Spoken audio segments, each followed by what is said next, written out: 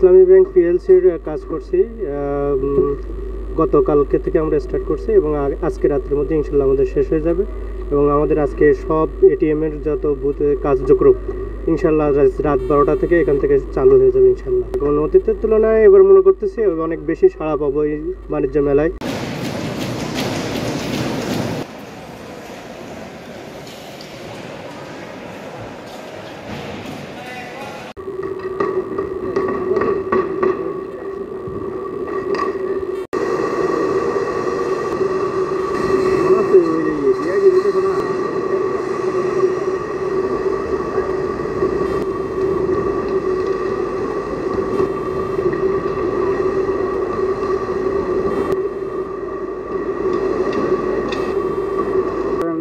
প্রায় শেষের পথে, এখনও মনে করেন সামথিং এমন কোনো নাই, সাধারণ কাজ আছে, এগুলো শেষ হয়ে যাবে।